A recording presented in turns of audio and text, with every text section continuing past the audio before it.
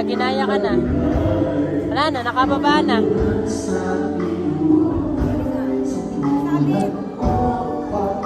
Hindi niya kaya. Kaya niya, kasi sabi.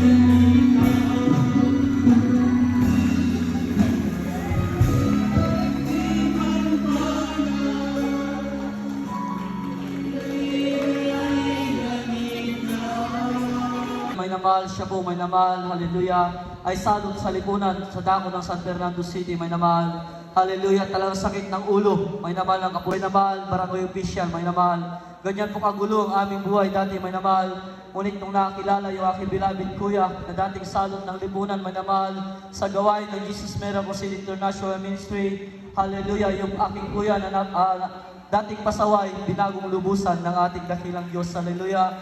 At yun nga po may naman, hallelujah, year 2000, may naman, nung kami po may namalay masave sa gawain ito.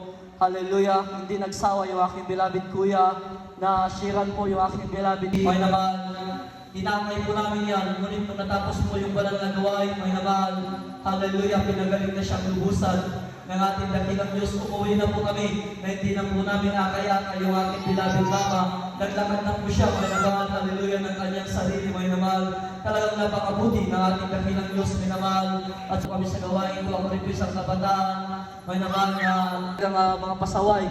Ako po'y napabarkada sa mga magnanakaw, may naman, hallelujah. Andyan po may naman, na dati-rati barya lang po yung aming ninanakaw, may naman. Hanggang sa time, may naman, talagang